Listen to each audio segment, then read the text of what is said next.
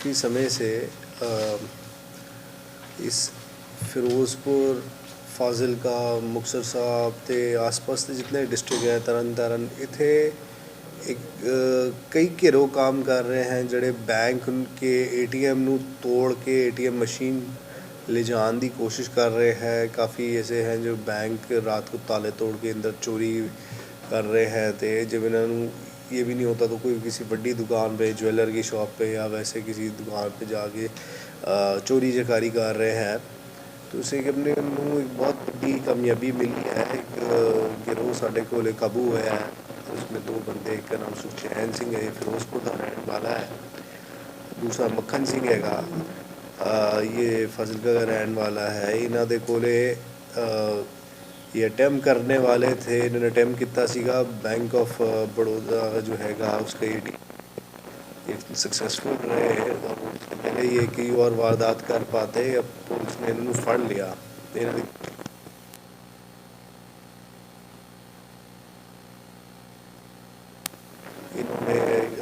जलालाबाद भी 2 चोरियां दी अभी हुणे रीसेंटली जो चोरियां की हैं उन्होंने भी कबूला किया है। और ऐसे इन्होंने पुछगिछ की और ये 7 से 8 वारदातें ये अभी तक मान चुके हैं। तो इन्हों की जो पुछगिछ के दौरान पता चला कि पहले भी इन पे वैसे कोई पर्चा तो नहीं है, नवा ये डिटेक्ट नहीं हो पाया था गिरोह, बट इन्हों की वारदातें पूरी इस खिदे में रही हैं। ये इन्होंने को नशा पत्ते करने की आदत थी। तो इनके को चिट्टा भी मिला है सानू, तो करीब 201 ग्राम हैगा चिट्टा, 260 ग्राम चिट्टा मिला है। तो इन्होंने को चोरी की गड्डी मिली है, एक स्विफ्ट डिज़ायर मिली है। उस पर जब चेक किया गया तो उस पर जो नंबर लगा हुआ था वो भी गलत नंबर लगा हुआ था। वैसे वो दिल्ली की गड्डी है पर नंबर किसी और थां का लगा के चल रहे सीगे। और गैस कटर था, गैस टॉर्च थी, सिलेंडर थे, और भी इन्होंने को वक्-वक् चीज़ें थी। तो एक सानू इस वजह से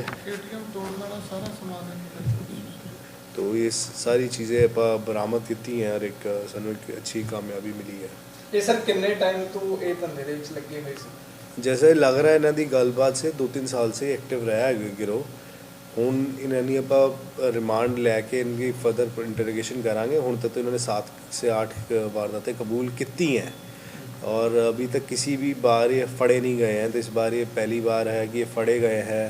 जाहिर सी गल है ये भी अपनी और भी वारदातें कबूल कर सकते हैं। तो पुलिस इनकी और रिमांड लेगी और भी ਆਪਾਂ ਇਹਨਾਂ से रिकवरी होने की उम्मीद है। 2-3 साल ਦੇ ਵਿੱਚ ਇਹਨਾਂ ਦੇ पहली बार मुकदमा दर्ज होया? मुकदमा इन पे होया होगा, पहले भी होया होगा, बट ये फड़े नहीं गए हैं। फड़े ये पहली बार गए हैं। इन्होंने कोई दस्या टीम के कितने मैंबर सी? इन्होंने अभी तक तो 2 बंदे काबू आए हैं। इन्हों के नाल जो आप आइडेंटिफाई किए बड़े पक्के खिलाड़ी हैं, जल्दी से नाम नहीं दस रहे हैं। तो जो आप और आइडेंटिफाई किया कि घट्टो घट्ट इनके साथ 2 बंदा और होना चाहिए था। तो वो आप आइडेंटिफाई करने में लगे हैं। उन्होंने भी पीछे पुलिस लगाई हुई है।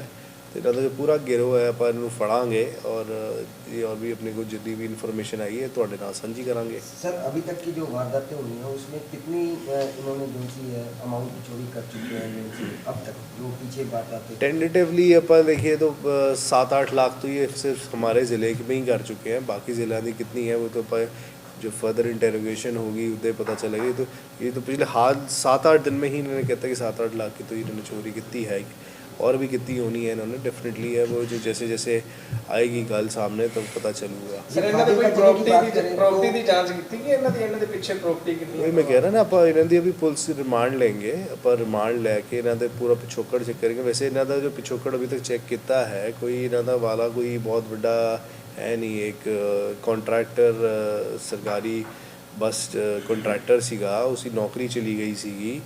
तो इन्हों का कोई ऐसा कोई जैसे कहते हैं ना कि रिच बैकग्राउंड नहीं लग रहा है।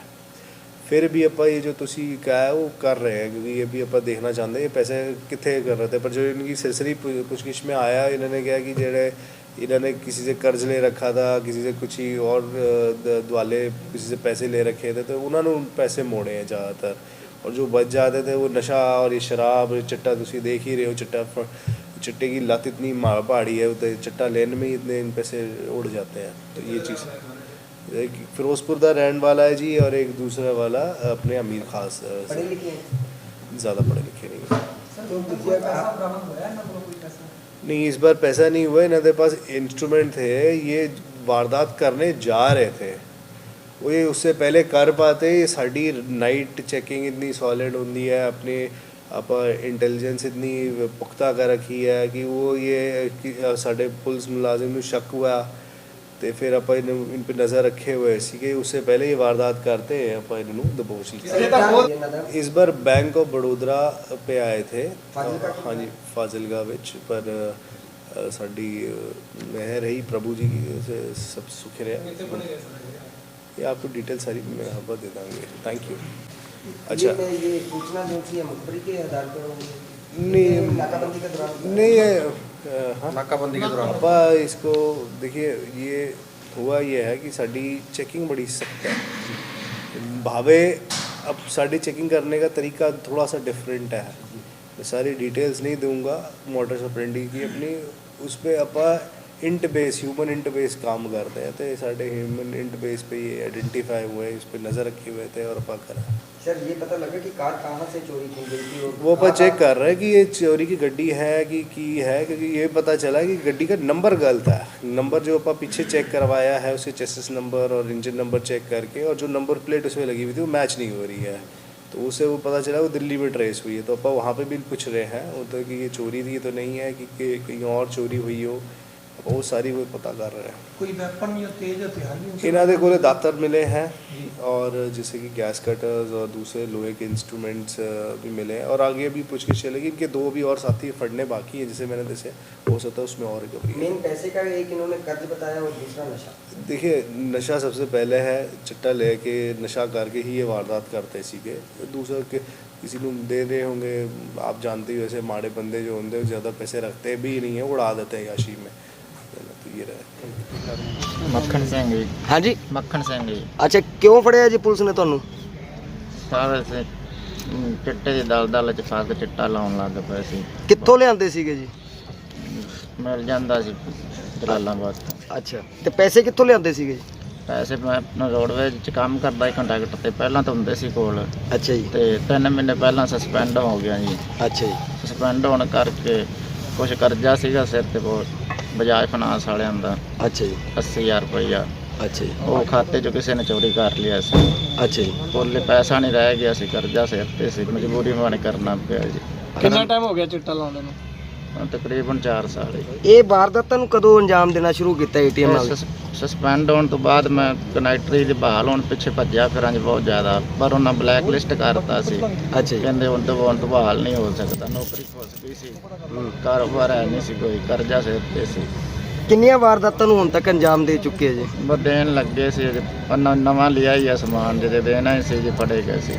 ਤੇ ਕਿੰਨੇ ਰਾਹ ਪਾਇਆ ਜੀ ਇਹ? ਕਿਹੜੇ ਰਾਹ ਇਹ ਕਿਵੇਂ ਇਸ ਪਾਸੇ ਚ ਤੁਰੇ ਜੀ?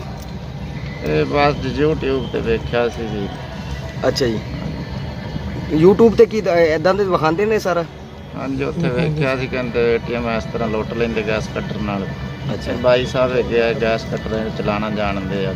ਅੱਛਾ। ਤੁਹਾਨੂੰ ਪਛਤਾਵਾ ਹੈ? ਬਹੁਤ ਜ਼ਿਆਦਾ ਜੀ, ਜ਼ਿੰਦਗੀ ਖਤਮ ਨਹੀਂ ਹੋਈ ਪੈਂਦੀ। ਨਹੀਂ ਕਿੰਨੇ ਪੈਸੇ ਹੁਣ ਤੱਕ ਤੁਸੀਂ ਚੋਰੀ ਕੀਤੇ ਹੋਏ ਨੇ ATM ਤੋਂ? ਕੁਛ ਨਹੀਂ ਕੀਤਾ ਜੀ। ਪੁਲਿਸ ਕਹਿ ਰਹੀ ਹੈ ਕਿ ਪਹਿਲਾਂ ਦੀ ਵੀ ਵਾਰਦਾਤਾਂ ਦੇ ਚੁੱਕੇ ਅੰਜਾਮ। ਕਰਨ ਲੱਗੇ ਸੀ ਸਰ ਜੀ। ਅੱਛਾ। ਕਿਹੜੇ ਬੈਂਕ ਨੂੰ ਟਾਰਗੇਟ ਕਰਨਾ ਸੀਗਾ? ATM ਸੀ ਜੀ, ਬੈਂਕ ਨਹੀਂ ਸੀ। ਅੱਛਾ। ਹਾਂ ATM ਉੱਥੇ ਕਰਨੀ ਸੀ, ਸਾਰਨ ਚੱਲ ਪਿਆ ਸੀਗਾ ਜੀ, ਤੇ ਕੈਮਰੇ ਤੇ ਸਪਰੇਅ ਮਾਰੀ ਸੀ, ਉਹਦੇ ਨਾਲ ਸਾਰਨ ਚੱਲ ਪਿਆ, ਫਿਰ ਅਸੀਂ ਭੱਜ ਗਏ ਸੀ। ਕੀ ਨਾਂ ਜੀ ਤੁਹਾਡਾ? ਮੱਖਣ ਸਿੰਘ, ਕਿੱਥੋਂ ਰਹਿਣ ਵਾਲੇ? ਜਲਾਲਾਬਾਦ ਤੇ। ਠੀਕ ਹੈ।